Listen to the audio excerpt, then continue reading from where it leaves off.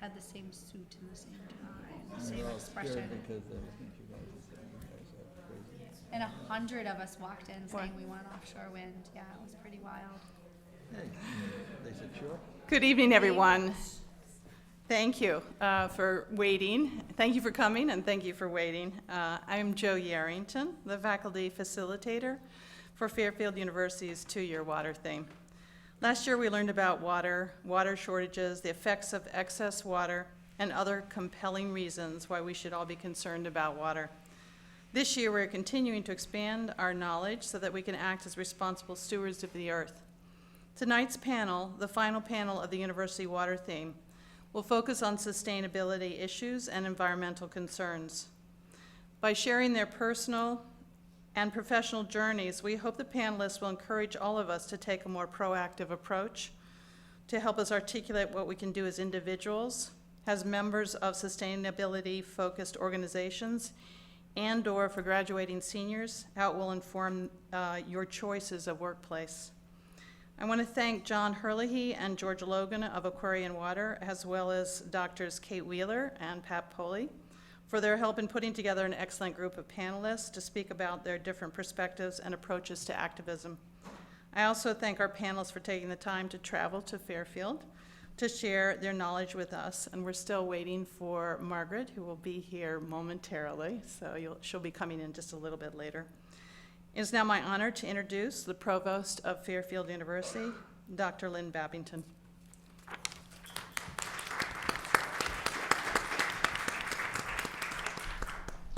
Thank you, Professor Yarrington. Good afternoon, and on behalf of President Jeffrey Von Arx, I'd like to welcome you all to Fairfield University. This afternoon's presentation is part of the water focus here at the university. Over the past 2 years, a group of committed faculty, staff, and students have developed and launched a series of interdisciplinary initiatives focused on water, including specific classes, coursework, a film series, art exhibitions, a lecture series, and panel presentations. Before we begin the evening, though, as global citizens, we should take a moment to recognize and support our fellow citizens in Belgium who suffered immeasurable losses this morning as a result of terrorist activities.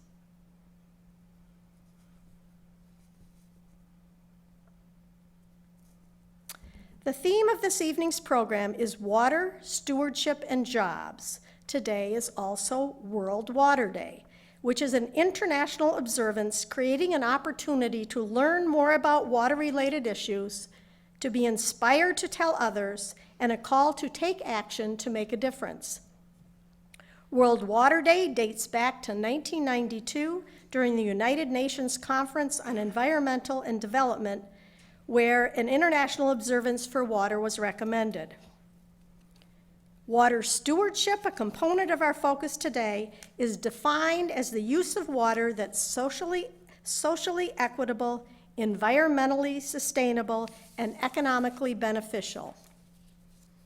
So today on World Water Day, people everywhere show that we care and that we have the power to make the difference.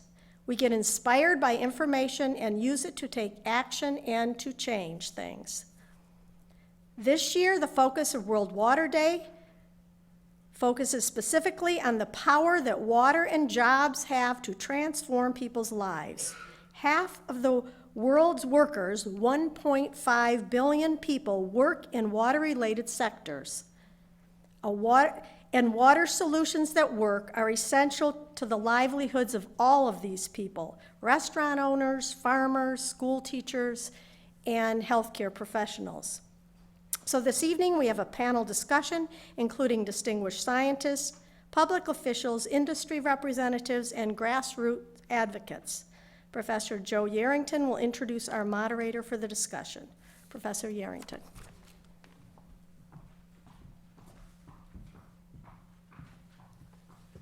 Thank you, Dr. Babington. As I mentioned before, George Logan has helped us tremendously with this panel presentation, especially because he is our moderator this evening. I'm pleased to welcome Mr. Logan, Director of Environmental Management and Government Relations for Aquarian Water Company, to take charge of the program. Thank you.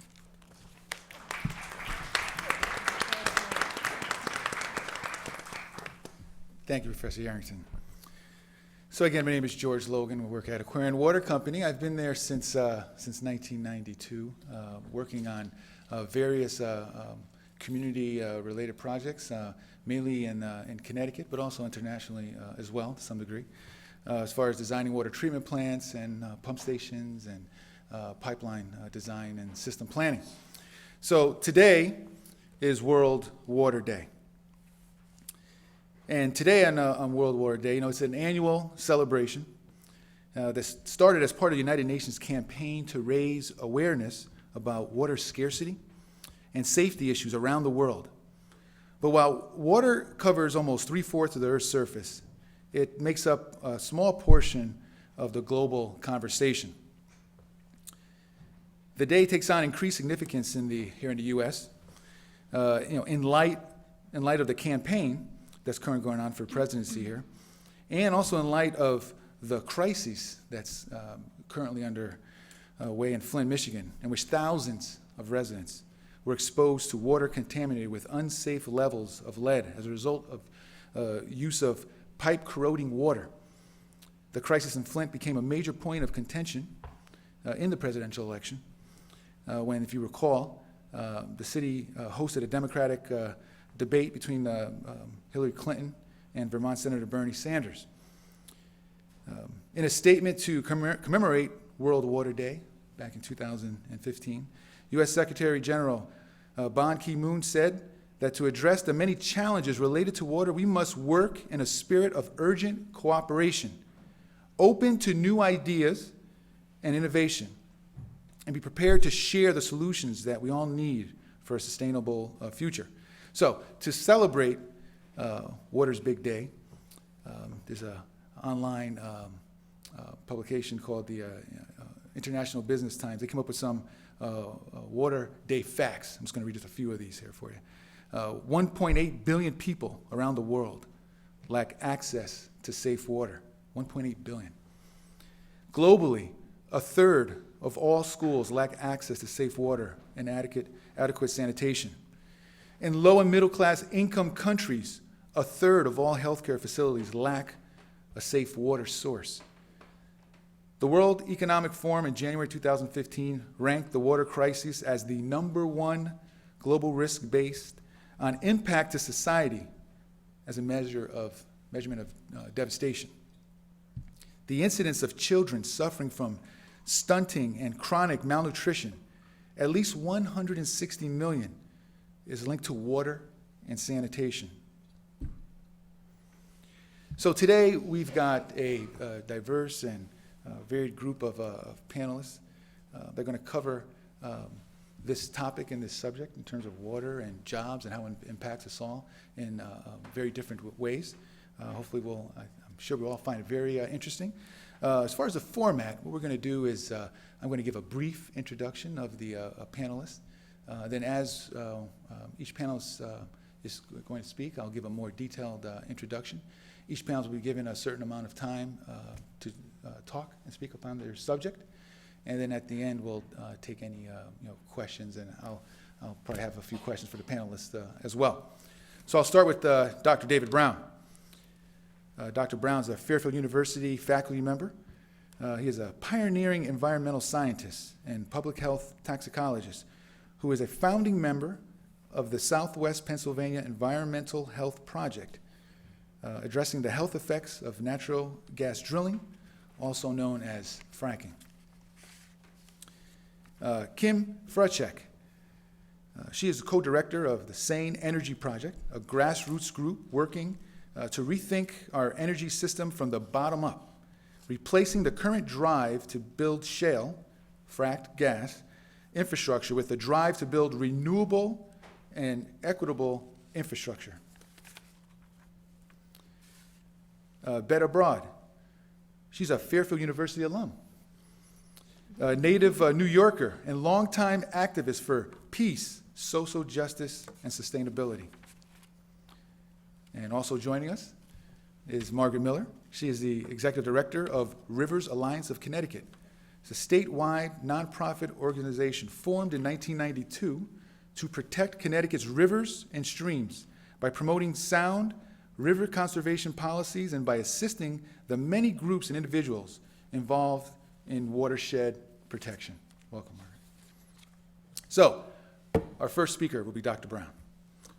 Dr. Brown says that gas drilling can pollute the air, water, and soil in nearby homes and can even harm food.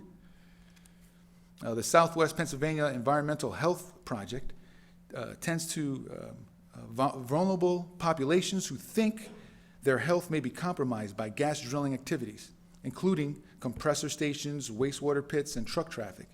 It is the only institution in the country studying the health effects of natural gas fracking on families and farmers in Pennsylvania. In addition to providing information and assistance, Dr. Brown is also providing a model of public health justice that is being emulated by leading institutions such as Harvard and Yale. The endeavor involves over a dozen health scientists and is funded by 3 foundations. Dr. Brown currently directs the science portion of the project. A former member of the National Academy of Sciences, he earned his doctorate from Harvard School of Public Health. Dr. Brown teaches, again, here at Fairfield U, for the Applied Ethics Environmental Studies program. Welcome, Dr. Brown.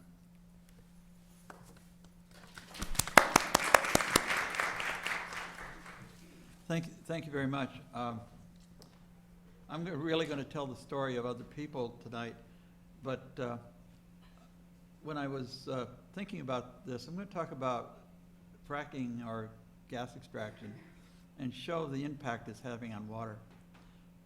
But I really want to talk about his hubris, and I would tell you a little bit more about Raina Ripple and the head of our program in a little bit and how we got there. But first, I'd like to ask you to do this. The Environmental Health Project is a project that was founded by. The Environmental Health Project has a mission. The single mission is to take care of people who believe that they're being injured by gas fracking and gas extraction throughout the country. Our director, Raina Ripple, said, I do not want you people doing research. I want you people helping people. So that's basically what we do. We were started 4 years ago, and we are in fact the only organization in the world that's collecting health data on people who are exposed to gas fracking.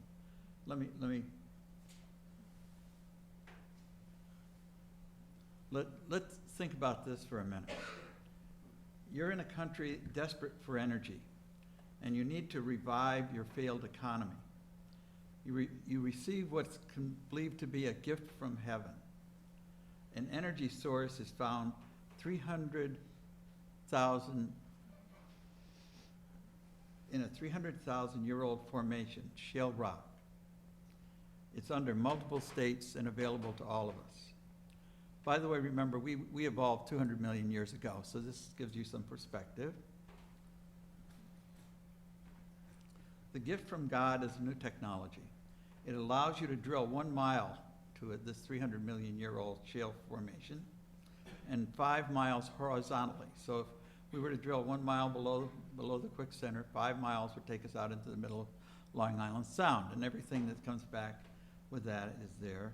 You set off explosions in this 5 mile area, horizontal area you drilled, pump lots of water down there, and then you shatter the shale rock, and out of the shale rock comes natural gas and other stuff. And it's brought to the surface, piped through pipelines, and throughout the land and burned for energy. Now, what could possibly go wrong? Well, what could go wrong is that what's coming out of the ground is not methane.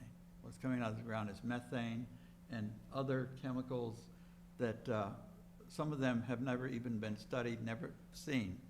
These are just an example of the kind of things that's coming up that has to be removed from the methane, or else the methane is what's going through the pipes. The Marcellus Shale covers a large region, and there should be a star somewhere on there showing you where southwest Pennsylvania is, down in the corner. And that's where we are, and what you see there is is the Marcellus Shale stretching from New York all the way down into the south. New York doesn't allow fracking because the governor feels it's unsafe. Pennsylvania does allow fracking, and this is an example. Each dot on there represents a well pad. Each well pad can have from 8 to 12 gas wells on it, because one well comes down and goes north, one well comes down and goes south, and you have to frack nearly every bit of the well pad to go there. Washington County has several thousand wells where we work. It's the largest area in the world where gas is being fracked at that sense. What is it being fracked in? Well, that's Washington County, Pennsylvania. It's what it has looked at like for years. It's a community that's being changed. It's actually very near where Rachel Carson lived when she wrote Silent Spring. This is what happens. There's 5 wells being developed there. I'm not going to turn around with the pointer, but you'll see 5 wells. You'll see well pads, you'll see well containment vessels, you'll see areas that are present. That's what is the beginning of my understanding of shale. This is what a well looks like when it's being drilled. The distance of the well to the nearest house was originally set so that if the tower fell over, it wouldn't hit the house. So the gas drilling is going on in neighborhoods, right on top of neighborhoods, and it has to, because you have to frack every inch of the rock under the area. And the gas company has the right to do that because the mining laws in the United States do not allow you to prevent the gas company from getting its property, even if it's under your property. This is the Powder River Basin. I don't know if you can see the blue dots there. Each blue dot is a house. The signs, the numbers are written on are where wells and release sites are present. The gas is around people tremendously, okay?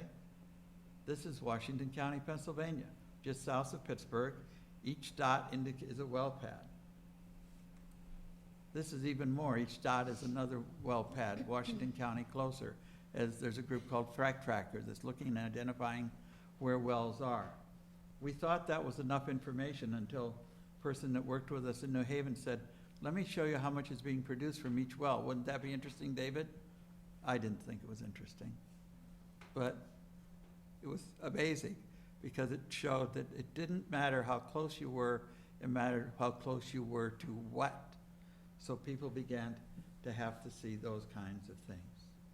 Okay.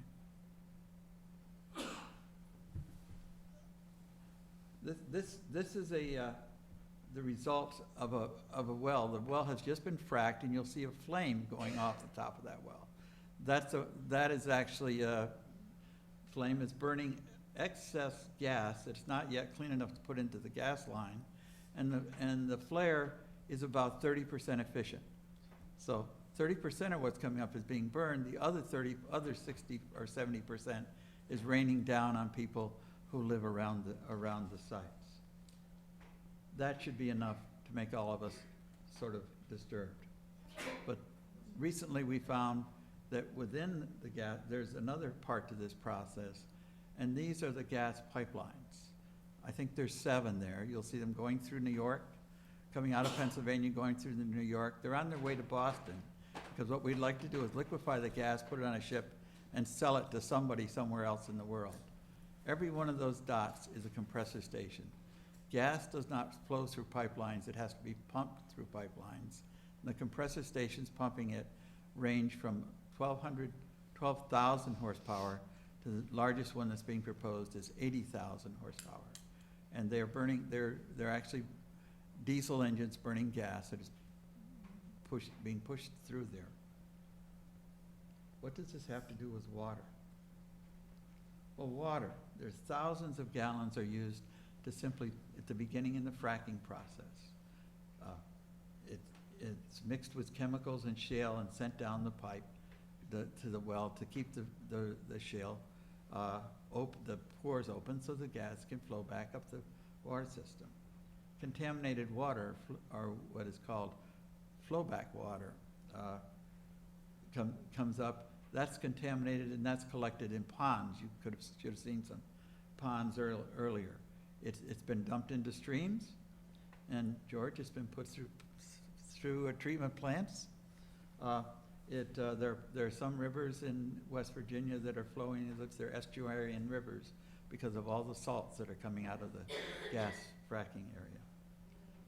That would be enough, but actually, once the well is beginning to produce, the produced water comes up, which also has to be disposed of. One of the ways to dispose of produced water is to put it back down in a well. You've probably heard of the earthquakes. The problem with the produced water is that it contains radioactivity, primarily radium, and a variety of other chemicals. One of the things that you can do with produced water is to melt ice on the roads of New England, except that the produced water has radiation in it, radioactivity in it. In addition to that, there are cuttings that come up. If you drill a well 5 miles out, there's a big pile of stuff. And that stuff is waste stuff, and that's transported to various places to get rid of. The state of Pennsylvania will not let you leave certain cuttings within the state. You have to truck them out. They say, take them to New Jersey, maybe you could take them to Connecticut. The Environmental Health Project was formed 4 years ago by the Heinz Endowments. It was formed, a brief story, when it was formed, I was asked by the Heinz Endowments to go down and look at Southwest Pennsylvania because I'd worked at CDC. And they said, David, what do you think about what's going on here? I said, you're making a Superfund site. So they said, would you tell us how to fix it? And I wrote out I like to write on napkins. I wrote on a napkin, handed to them, so that's fine. Do this. And a few days later, I got an email back from them and said, would you expand on your proposal? I said, it's on a napkin. So I wrote it in an email. I figured that would do it. And I sent it back, and they said, how much would it cost? And I thought, better put an end to this. So I said, $1 million. They said, when can you start?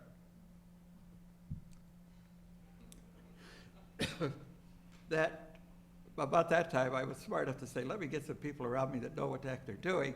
So we put together the Environmental Health Project. That's how it began.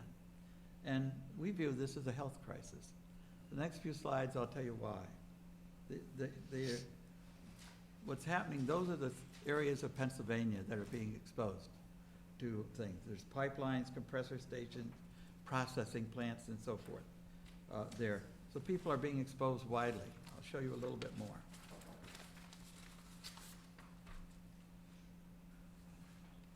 People have been found to have all sorts of problems with these issues. We find health effects. We actually look for health effects. And the problem is this: it's a decentralized, unregulated business. Anybody can do anything that they want to do because we don't have a lot of help on it. I'm going to skip the next two slides, I think, and I'm going to turn around. Okay? So I'm going to show you one bit of groundwater in honor of George. Okay? This is a groundwater study that we've done in Southwest Pennsylvania. We looked at people we looked at the health of people who were getting their water out of groundwater and the health of people who were getting their water from public water supplies. And if we could leave that slide up a little bit longer, which I can't, you would see that there's a tremendous increase of higher health effects in those people getting water from groundwater. The groundwater is polluted with the fracking material that's coming back. This is a brief slide of Minisink, New York, where we went to Minisink to see what would happen in Minisink. If you look back, you'll see exactly the same things happened in Minisink, miles away from the gas fracking, as happened in Southwest Pennsylvania. The gas, apparently, that's in the pipeline is impure methane.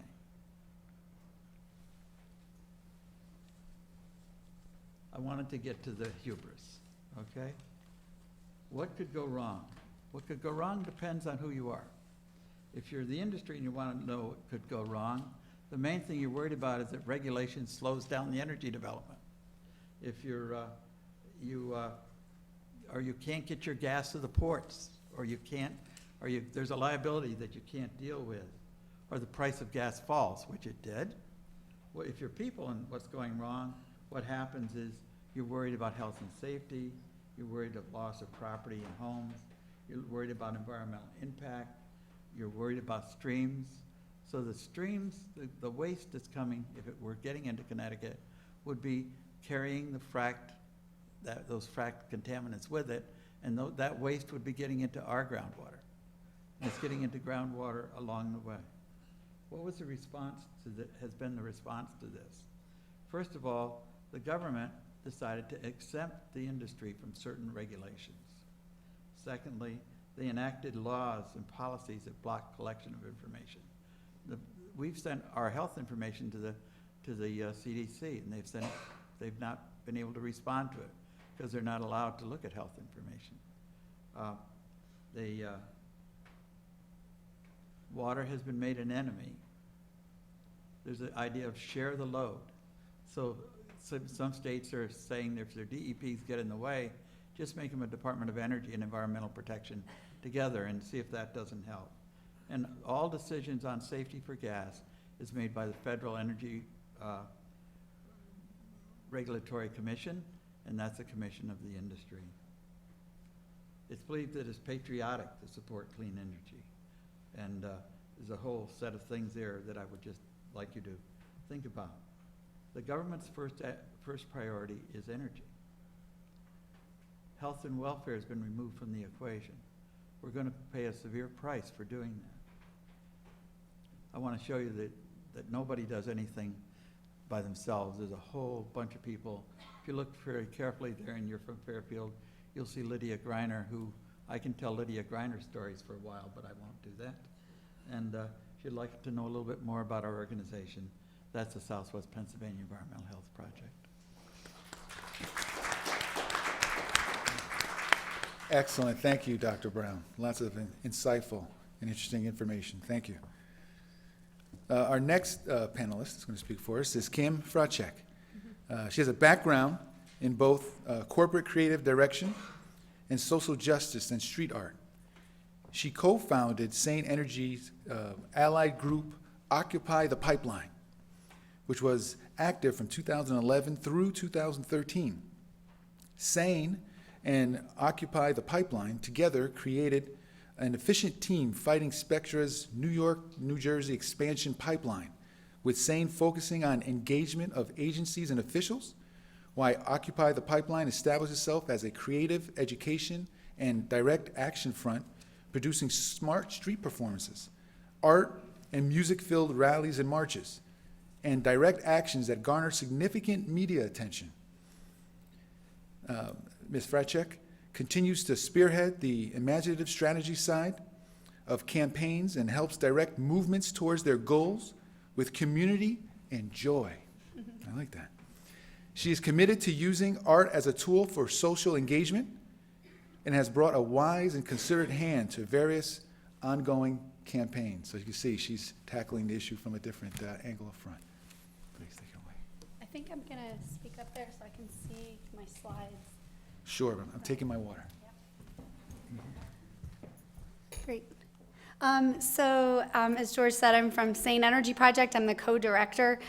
We fight shale gas infrastructure that Dr. Brown was just talking about. The way that we've worked is we know that we need to shut down the gas and the fossil fuels because we as a species have to stop digging stuff out of the ground and burning it for energy like cavemen and actually start moving on towards renewable and sustainable energies to be able to sustain life on this planet. We know climate change is happening. Species are disappearing at an astronomical rate, and we have to actually act and be a proactive part of that. So Sane Energy Project believes in shutting down the shale gas infrastructure, the pipelines, the compressor stations, and moving towards a renewable energy system using solar, wind, and tidal power. One of the things that we're known for, we're a very small organization. We tend to bring lots of art into a lot of the actions and educational tools that we do. I was asked to come here to talk to you guys about career choices, and I just want to make a mention to you that there's many ways to graduate from here and move into the world and become an active part of the world.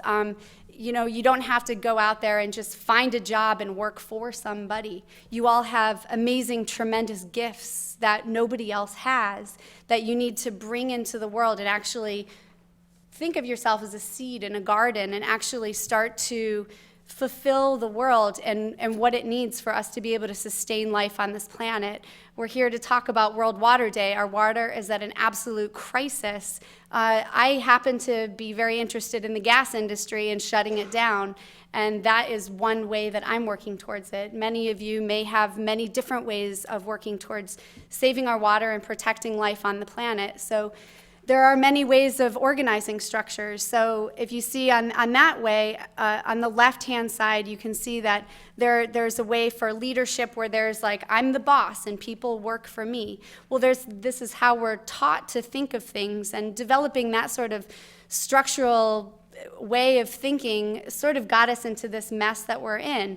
If we start thinking of ourselves as more of a circular way where we all have strengths and we all have to cooperate together, then we can be able to actually find where our strengths overlap each other and elevate each other to lift the consciousness of the planet so we don't have the water crisis that we're facing today.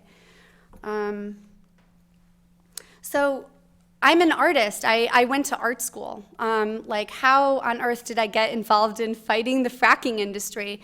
Well, one of the things that I do is I was a volunteer when I started. There was a gas pipeline coming into New York City. I knew about fracking. I grew up in Pennsylvania, and I knew it was bad. It was destroying water. I know people who aren't able to give their children baths because drilling is happening on their property. They can't drink the water from their faucet.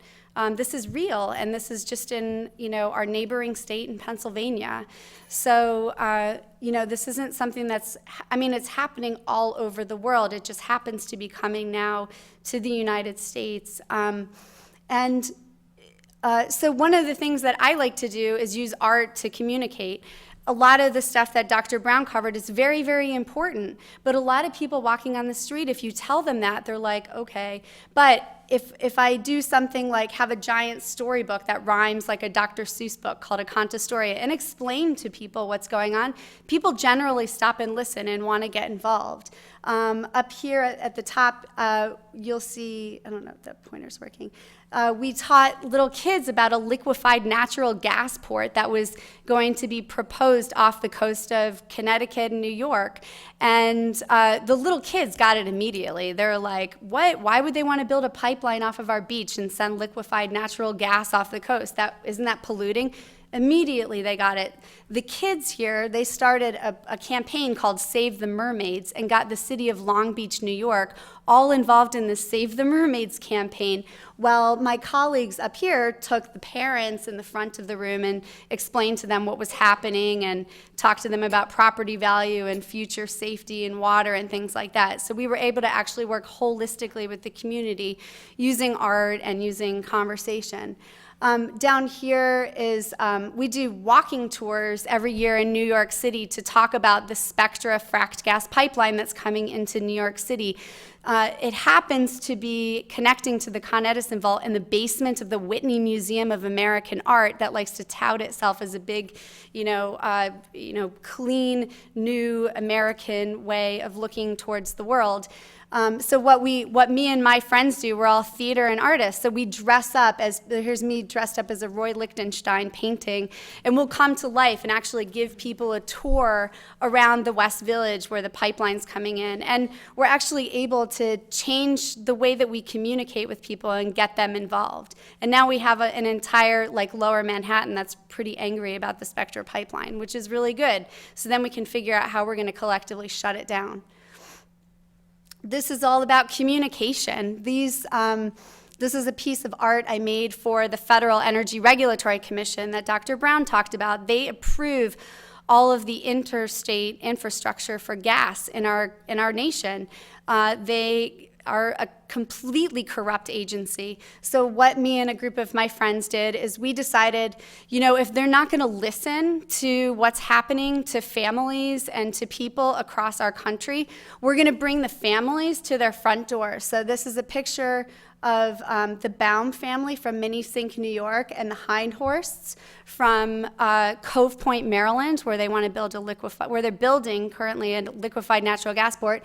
And we decided, you know what, we're going to blockade the entrance and we're not going to let them into work. So we blockaded their entrance. We believe in civil disobedience. And we said, if you want to get into work, you're going to have to do exactly what you do, and you're going to have to break these families apart in order to go into FERC and work that day. So that's what we did. And they actually turned away and didn't go in. They were ordered not to go to work that day. So our direct action was very successful. If we didn't have that giant piece of artwork and we, linked arms and didn't let them into work, it would have been a different story. We were actually able to change the communication of what the story was that we're trying to tell. Just so you can get an idea, here's a group of people hanging out in a park, throw in a Statue of Liberty puppet, and that changes what that group looks like. I'm going to grab my water here. Just getting over a cold.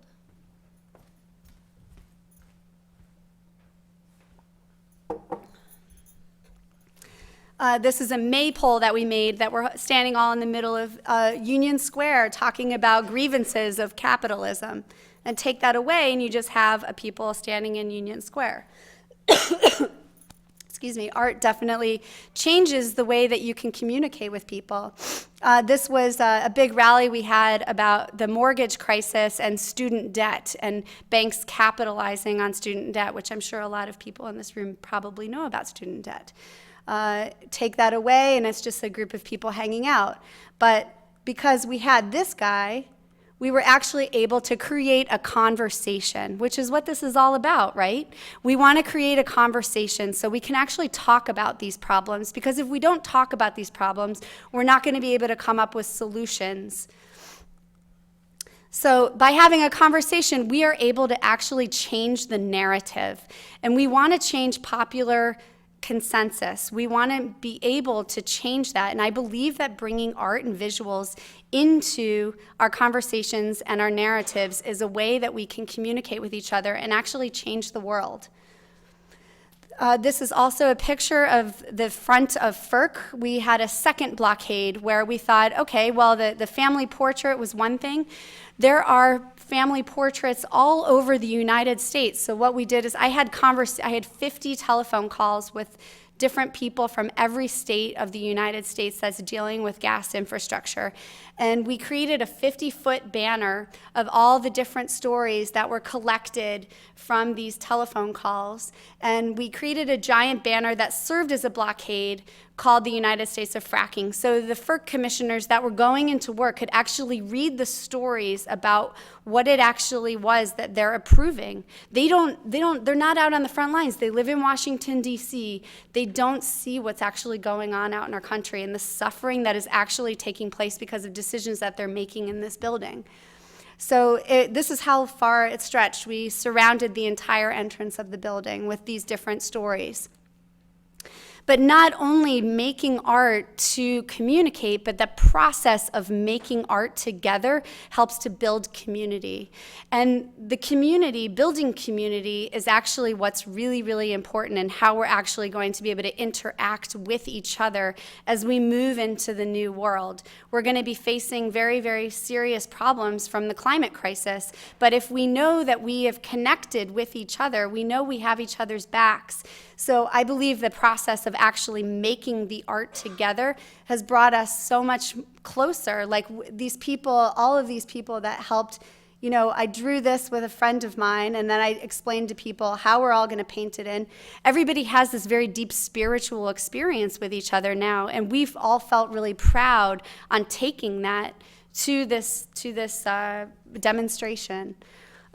Graphic design is another really interesting way to explain what's going on.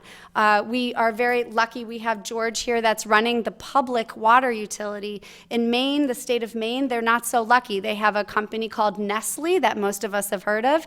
They are trying to privatize the water of the state of Maine and steal the natural resources there to bottle it and sell it back to the public. So we created a campaign called Stolen Spring with the Maine Water Sentinel named Nikki Sikora, who's an amazing woman. And we've been able to actually, we've been able to get funding to make stickers. We apply for grants. Like, there are ways that you can take your skills and create a living for yourself off doing good for the world. I just wanted to touch back on home here in Fairfield, Connecticut. In Connecticut, you guys have the Spectra pipeline, which is running through the state of Connecticut. I would encourage you all to connect with your local group called Capitalism versus the Climate. There's a really great guy named Dan Fisher, who he may have left already, but he is very welcoming to all of you guys getting in touch with him. Go to capitalismversustheclimate.org. They're fighting the Spectra pipeline. This is what we fought that's going into the basement of the Whitney. The Spectra pipeline is now expanding through the Northeast, going through Connecticut, through compressor stations, enlarging these pipelines. Here is my friend Nancy Van. She's standing on her property that Spectra Energy took by eminent domain in order, and this is right on wetlands property too. They're breaking all sorts of laws, but they can because they have FERC, the Federal Energy Regulatory Commission, on their side telling them they can do whatever they want. So we're up against something really vicious, and if we're not creative and community-minded about it, we're not going to win. So just to close, rise up. Trust in your gifts. Everybody in this room has an amazing personal story to share with the world, and there's no other you. We need everybody to create the world that we need to see. We need a sustainable planet where we can all survive. Organize with people that share common goals. This is a beautiful thing to do. Look for grants. There are organizations out there that want to fund people who want to get stuff done. That is their gift to give to the world. And there are ways to create your community where you don't have to go and, work for an employer and do things and then do this on the side. You can actually make this your life. And protect your water, first and foremost. We can't survive without it. Change the world. And that's my presentation. Thank you very much.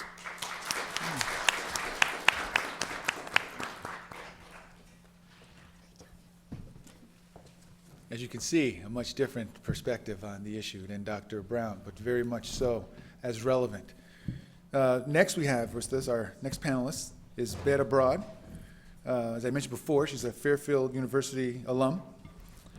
In college, she worked on a campaign to unionize the janitors on campus and as a statewide student organizer for the AFL-CIO. After moving back to New York City, she was involved in multiple organizations and campaigns, including advocating as a non-governmental organization representative for children's rights at the United Nations, fighting to repeal the Rockefeller drug laws, managing a Brooklyn community art space, and producing anti-war concerts called Party for Peace.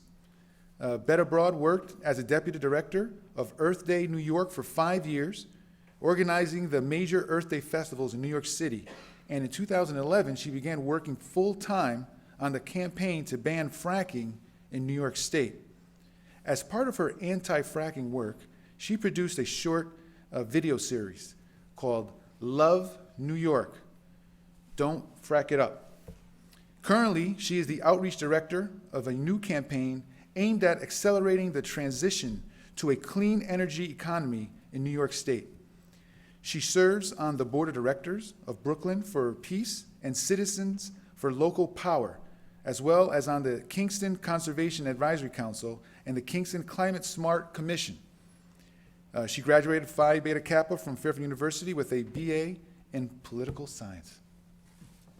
Thank you.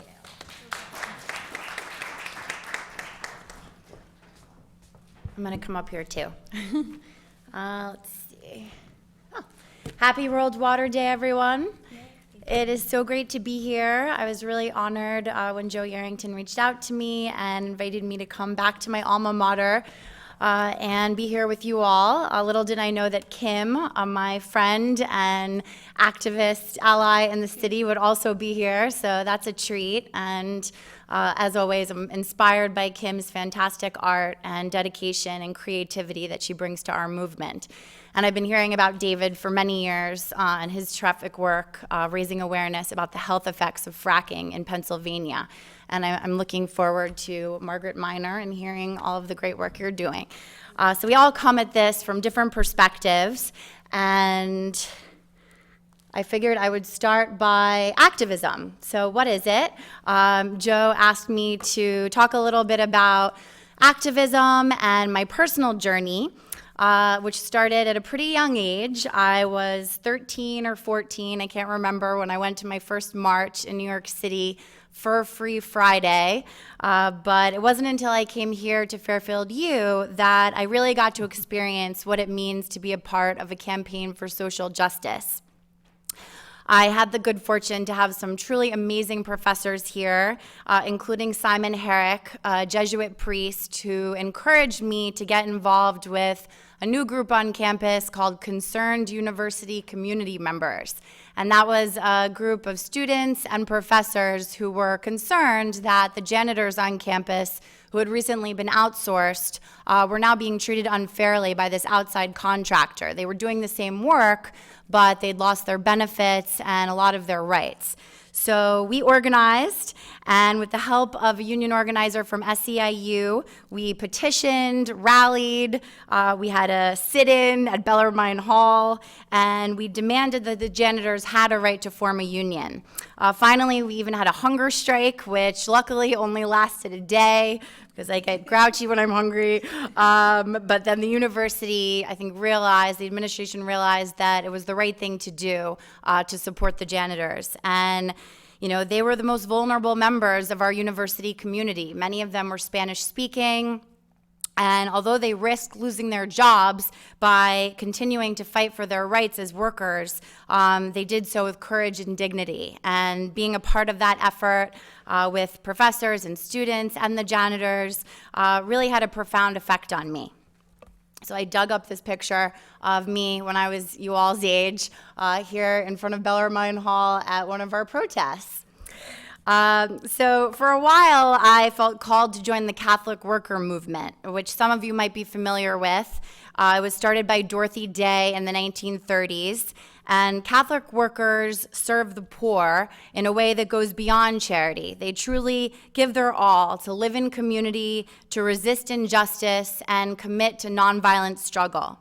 If Jesus were here today, I think that he would probably be most comfortable hanging out with Catholic workers. At the time, I felt overwhelmed with guilt about being a white middle-class American and the role that this country has unfortunately played in invading other countries, exploiting natural resources, and imprisoning poor people of color. But I'm grateful that I had a wonderful professor and friend, Kevin Cassidy, who counseled me that guilt would only immobilize me and that we can all play a role in this movement. So I didn't have to completely give up my bougie desires, not that I was dying for a fancy car or designer clothes, but I did want to be able to go out with my friends sometimes for margaritas. So that's not so much to ask, right? I still adhere to that belief that you don't have to give up everything or be a martyr to the movement to contribute something meaningful. And I still really like margaritas with my friends. So speaking of fun, well, a big part of my life as an activist has been with awesome people like Kim at exciting protests, marches, and rallies. There's also been petitioning, door knocking, hosting small community meetings, tabling at festivals, organizing cool events like concerts and film screenings, and really trying to raise awareness and reach people who aren't already a part of the movement. And there are so many ways to get involved and contribute. Not everyone has to get arrested protesting a pipeline or at a Trump rally, although if you were called to put your body on the line or consider it, I definitely wouldn't discourage you. But being an activist has a lot of different manifestations, and they don't all involve getting hauled off in handcuffs. One of the most important things for my life as an activist has been having faith that we can change the world. It's easy to get discouraged, especially when it comes to big, overwhelming issues like climate change. I can certainly understand why people think that their small individual actions won't really make a difference or are irrelevant in the grand scheme of things. But time and time again, history has shown that small groups of people that get together because they're compassionate and concerned and bound together with other people who are oppressed themselves, have organized to change things and won. So I was going to go into a little bit about what's happened in Pennsylvania and how that inspired our movement in New York State, but I think we heard a lot about it from Dr. Brown, who spoke very thoroughly and eloquently, so I won't go too much into it, but you can see Mark Ruffalo up in the corner, who was an amazing ally and came with us to Dimock, Pennsylvania, and met with families like Ray Kem, who had his water poisoned by the fracking industry, and unfortunately they were really abandoned by the companies and by the government at the time. So, you know, in New York State, we saw what was happening in Pennsylvania, and we organized, and we realized that we couldn't let that happen to our state, and as much as we could, we would work in solidarity with Pennsylvania. So many of you may have heard that in New York, we had this very big win recently with the campaign to ban fracking, a campaign that many people said was impossible. But it turned out that fracking wasn't inevitable. And despite the fact that the oil and gas corporations have more money and power than any corporations in the history of the world, we won by having faith, working together, and not being afraid to try different tactics. You saw some of them with Kim's slideshow. We put enough pressure by showing up everywhere Governor Cuomo was. He couldn't, step foot outside of his door without hearing, "Ban fracking now!" And eventually, he did the right thing, and he banned fracking. So without those thousands of dedicated activists across the state, not to mention inspiring artists, medical professionals, elected officials, business leaders, faith leaders, everyone bringing their talent and heart to this movement, we never could have done it. Now, I know that many of you are getting ready to graduate and start your careers. There are many choices to consider, and certainly the initial path you take is not necessarily where you'll end up. But I would recommend that you consider a job that might not pay the most, but does allow you to work with other people to contribute to changing the world, even if it's just a small part of it. Of course, there are some days when I wish I made more money, but it feels great to not only be able to pay my bills, but to know that I'm following my calling. And I can honestly say that if I won the lottery tomorrow, my life wouldn't change that much. I might stop stressing a little bit about that student loan that Kim talked about, but ultimately my daily existence and how I spend my time would stay mostly the same, and that's a pretty great thing to be able to say. I feel so fortunate to get to spend my life working with other passionate people and have the opportunity to share moments like this with all of you. And even if your day job isn't as an organizer or an activist, there's so many other ways to get involved and to contribute to your community and the world. More and more, as Kim mentioned, people are waking up and realizing that in order to avert catastrophic climate change and create sustainable, healthy communities, we need a new paradigm and a new way of doing business. Oh, that's us delivering petitions to Governor Cuomo. And there's Mark, and there's the slide I was looking for, done by one of our artist friends in New York State, Will Sweeney, who, again, really contributed his talents to the movement. And I think that perfectly, shows the crossroads that we're at right now, not only in New York, but everywhere in this country and around the world, where we have a choice to make.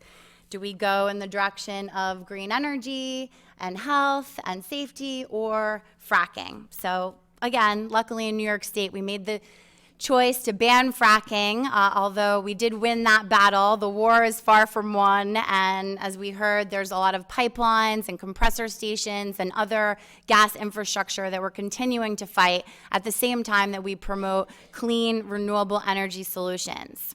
So, this new way of doing business, for those of you who are business majors, I would urge you to consider applying to work for a green company or in the clean energy sector. There are a ton of job opportunities in the new green economy, and fossil fuels are literally going the way of the dinosaur, while careers in solar, wind, and efficiency are truly 21st century. This is Dr. Mark Jacobson, who has really been an inspiration to many of us in the movement, who has documented how we can transition to 100% renewable energy with wind, water, and solar. We don't need to continue to rely on fossil fuels or nuclear for that matter.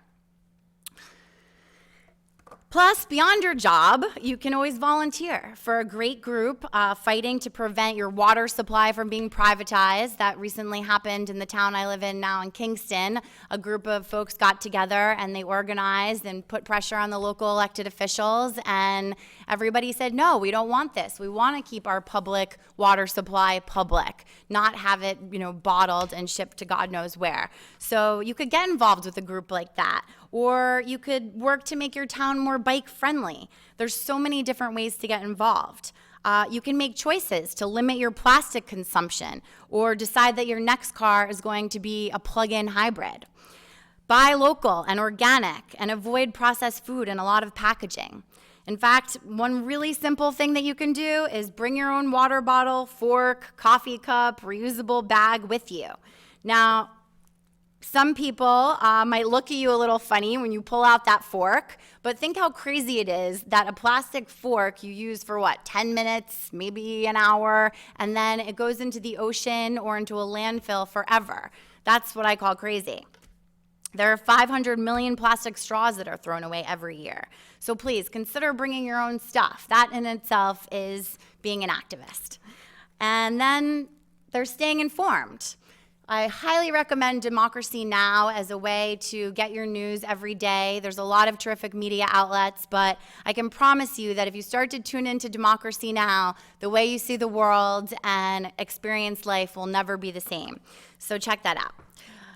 Also, an issue that is really important to me right now, and I hope is important to all of you, which Democracy Now! Talks a lot about, but you don't necessarily get the full story from the mainstream media, is the TPP. How many people have heard of the TPP?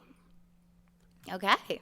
A couple of people. That's good. I'm impressed because if you're not listening to Democracy Now!, it's often, or some of the other outlets that really cover the story, you can miss just how important it really is. It's going to be, if it goes through, which if we have anything to say about it, it won't, the largest trade deal in history. These are the countries that would be involved. And the TPP is really a massive giveaway to multinational corporations that would offshore jobs, undermine workers' rights, threaten the environment, exacerbate things that we don't want, like fracking. Literally, it could allow corporations to sue local governments that have banned fracking or enacted other regulations to protect our health and the environment. The TPP is part of corporate globalization or neoliberalism, and that's really accelerated the exploitation of our natural resources and workers. But increasingly, people are organizing in their own communities as part of a movement for democracy to oppose trade deals like the TPP and instead choose to support local and fair trade businesses. And I can tell you, once you start learning more about causes and campaigns that interest you, it's really great if you share them with your friends on social media. We have something now that nobody before us had, which is the ability to connect with people beyond who we know, connect with friends that we made 20 years ago. It's truly amazing. So don't hesitate to post about what you're passionate about on Twitter, Facebook, Instagram, and please feel free to find me on those. It's just Bet Abroad, and I'm on all the sites I just mentioned. I would love to be your friend and learn about what you care about. So whether protesting the war in Iraq or organizing to ban fracking and promote renewable energy instead, which is mostly what I'm doing now. There's me and my friend and colleague, Renee Vogelsang, tabling as usual, trying to get the word out about renewable energy, and we have a lot of fun doing it. I've truly gotten to know some amazing people, and it's been an adventure. I wish that all of you could experience the joy of working with other people who might not have started as your friends, but you're brought together around a common goal to make the world a better place, and you end up developing an incredible bond. And of course, at times it's extremely challenging, but as they say, nothing really worth creating comes easily. And what we're working to create is a new economy that supports life on this planet. There it is, Mother Earth, and really create a society that places people before profit. And if we're going to succeed at changing everything, which I have absolute faith that we can, we really do need everyone to play a part. So please join us. I promise it's a lot of fun, and we're going to be out in the street and down in Pennsylvania this summer, July 24th, for a March for the Clean Energy Revolution. Would love to see you there. I would love to see you online, and I just want to thank you all so much for being here and being interested in activism and World Water Day. Thank you.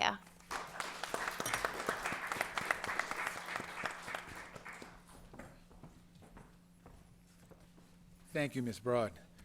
Your mission and career choices and experiences are truly inspiring, I must say. Thank you. It's excellent. Also, I'd like to add that I am an executive at Aquarian Water Company, which is the 7th largest privately owned water company in the United States. But we consider ourselves stewards of the environment, and we have no plans of bottling water and shipping them out anywhere. We consider ourselves stewards of the environment and only want to do good on as far as that's concerned. Next we have Ms. Margaret Miner. She is the Executive Director of Rivers Alliance of Connecticut. As I mentioned before, that's a statewide nonprofit organization formed to protect Connecticut's rivers and streams by promoting sound river conservation policies and by assisting the many groups and individuals involved in watershed protection. She serves in several statewide capacities, including co-chair of the Water Planning Council Advisory Group. Prior to coming to Rivers Alliance, Ms. Miner was Executive Director of the award-winning Roxbury Land Trust, and before that, she was a local newspaper reporter specializing in politics, land use, and the environment. Among her publications are the fully annotated Oxford Dictionary of American Quotations compiled with her co-author and husband, Hugh Rawson. And Margaret and I, we run some of the similar circles together, so we are friends for a number of years. Margaret? Okay. Is there that little clicker? Little clicker. I see a little clicker. Is this the? Oh, sorry, I think I left it up there. Do you want me to help you with the clicker? Sure. I'm happy to do I it. only have 3 slides, and they all show the same thing, sort of. Let me All see right, if we can Margaret. put it up. Let's see. I don't see To the anything right? on this. I'm not Yep, sure. to the right. Oh, okay. Oh, I think they're loading it. The slides are coming, Margaret. Oh, they're coming? Yes, we Press have that to button activate the screen. When it gets up there. I hope it works a little better than my Garmin, which took me about at least 20 miles out of the way trying to get here. Okay, this is, I believe, the Fenton River at the University of Connecticut in 2005, a beautiful local river that completely dried up, as the university had been warned it would be if they kept pumping it at the rate they could legally pump. This desiccation of the river led in 2005 to a law in Connecticut intended to protect stream flow. Maybe another one will come up. We'll see. There will be 2 more that will come up. It will show other dry streams actually from this year. An interesting thing about these streams is they are all 3 important habitat for fish.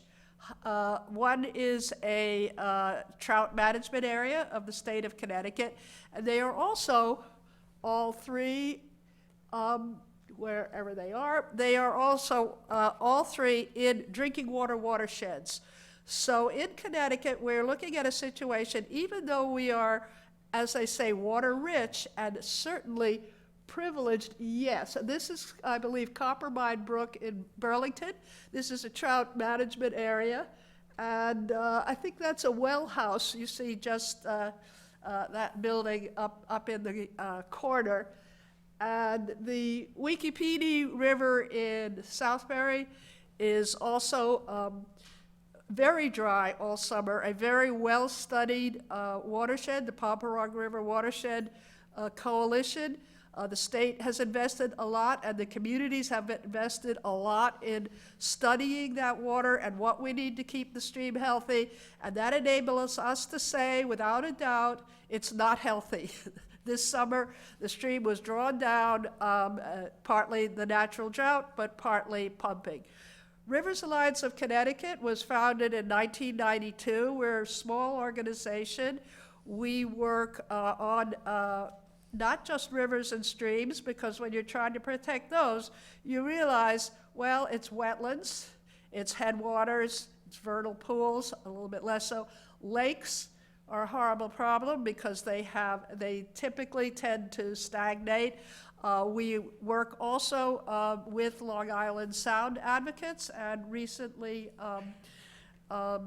were elected to the Citizens Advisory Committee for the Long Island Sound Study. That's a federal group, so that we'll be able, with that connection, to demonstrate that the continuity between the uplands going up into Vermont, up north of Connecticut, but certainly in Connecticut, we are the watershed. Our whole state, except for maybe 1%, drains into Long Island Sound. So the health of the Sound, a very important part of Connecticut, depends upon healthy conditions in the Northwest Hills and healthy conditions as you approach. And by healthy conditions, I mean the sewage treatment has to work, and it doesn't always work as it should, especially with respect to nutrients.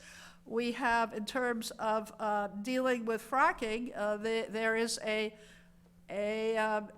definitely pressure to bring fracking waste to Connecticut. DEEP will be, our Department of Energy and Environmental Protection will be writing regulations, and regulations almost always say you can do it as long as you do it safely, even when it's almost impossible to do it safely.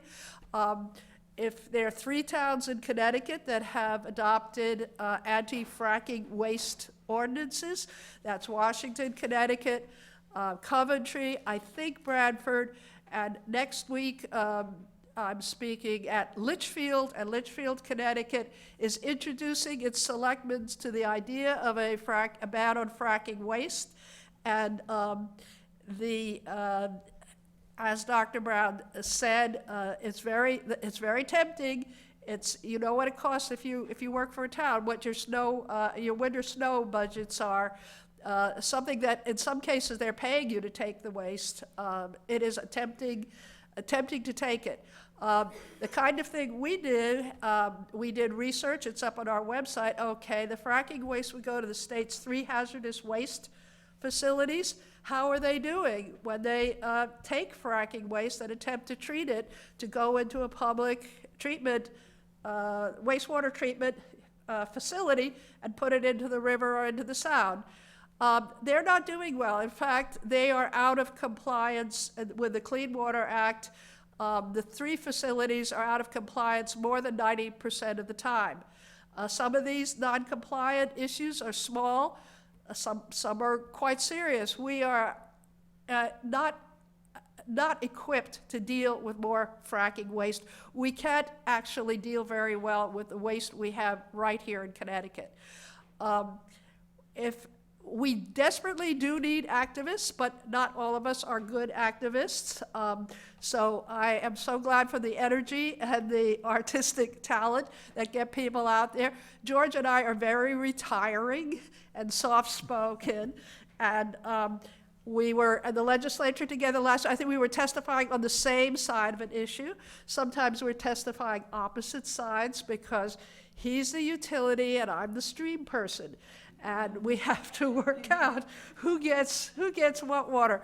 But I think We can work it out pretty well, but there are large interests that aren't particularly interested in either the drinking water or the what I would call green infrastructure, the water in its natural condition. So the only time I came close to getting arrested was in Weston on an environmental mission, and I talked my way out of it. My son was so disappointed. He said, "Mom, you have to ask yourself, what would Al Sharpton do?" So I said, "Okay," but I just chickened out and talked my way out of it. How do you get into it?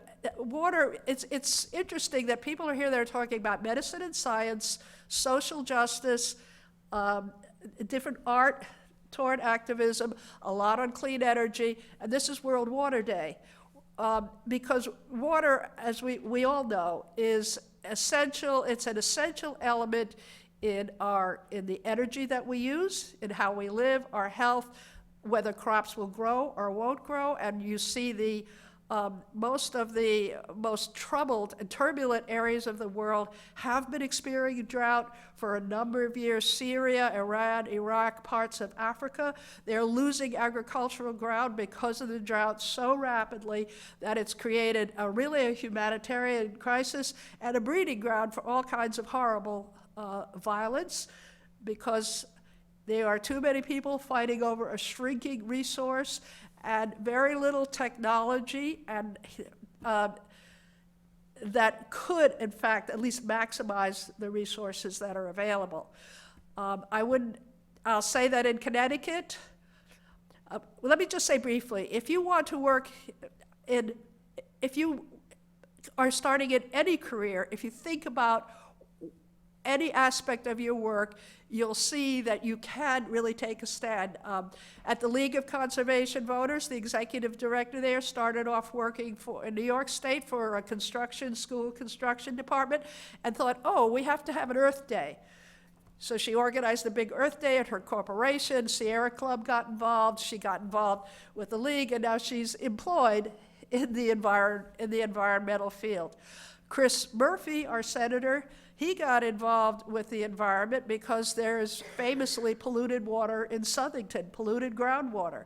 And he joined as I think still in high school, picketing for that. Now, water has not been, when he was in the state legislature, he was co-chair of the Public Health Committee. His main interest has been health, but water and the environment have always been there as part of his realizing that if you live in Connecticut, you have to be an environmentalist. You're running for office. You cannot run for office saying, I'm against open space, clean water, and I would like to see fracking here, which luckily I don't think we can get. That's not a viable political position. Gina McCarthy was an anthropology major in high school. She's head of the EPA now. She then became involved in public health work and then policy. And I was at a hearing where an attorney was trying to discredit a witness for the other side. And this witness was testifying on an energy issue, but this attorney said mockingly, she's not even a scientist, she's an anthropologist. And Gina looked up and he kept emphasizing it to Gina, the anthropology major. An anthropologist is trying to give us testimony on water. That's ridiculous. So he actually won the case, but he was embarrassed when he found out later. So we have major water fights in Connecticut that reflect what's going on around the world. At least around the United States. We have a big fight up in Bloomfield because Niagara Water, a water bottling company, and the big utility there, the Metropolitan District Commission utility, which is a public utility, by the way, without any transparency, set up a deal such that Niagara will build a plant for making plastic bottles, putting water into them, and shipping them out. That will be, they'll make about more than 1 million bottles a week. They are getting a discount on their water, they're paying less per gallon than the residents, which sometimes happens. Activists have come forward, and people with all different kinds of talent. I can tell you, if you're an artist, if you're an economist, because people have been examining, was this a good deal financially?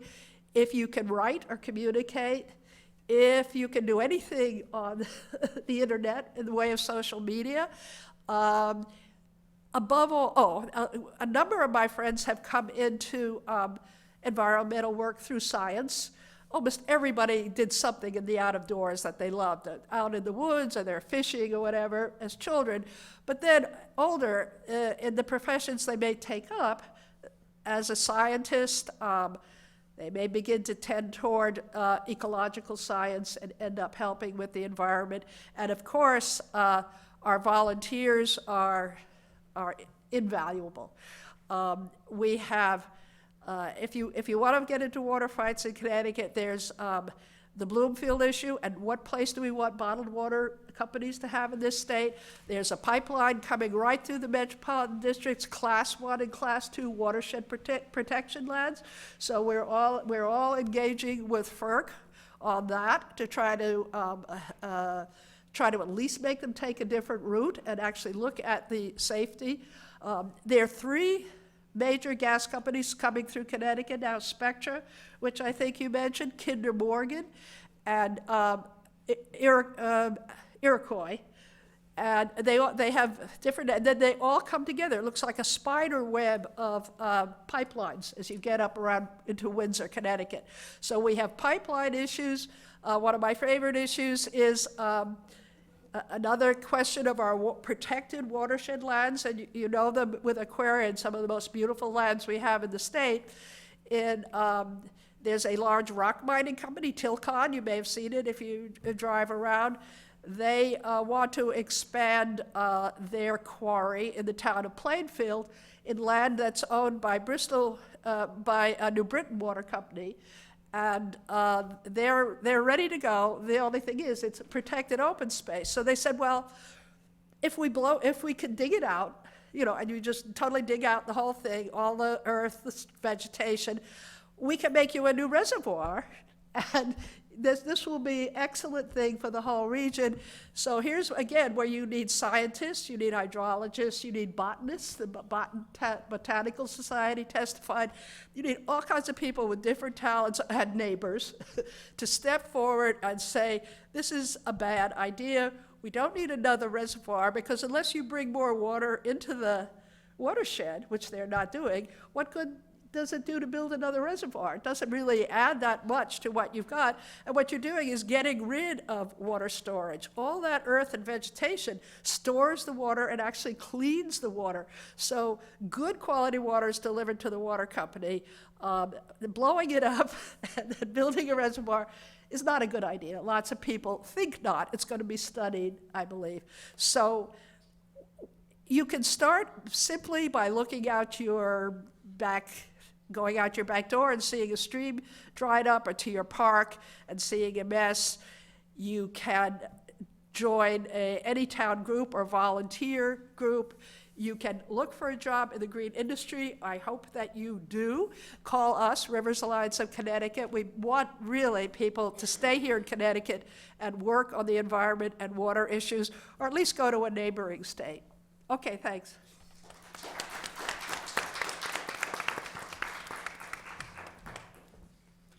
Excellent, thank you, Margaret. Okay, so we're running a little towards the end of our time here. Are there anything that we missed that any of the panelists now would like to say or present to the group? There being none, how about the audience? Any questions? We'll take 1 or 2 if we have any. Excellent, well, thank you very much. All right, we are over time. Joe, anything you'd like to say? Sure.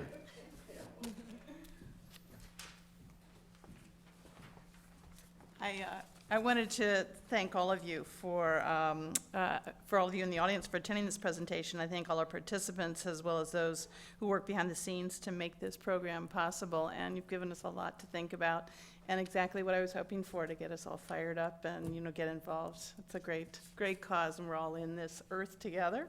So it's very, very important. So thank you very much. Thank you.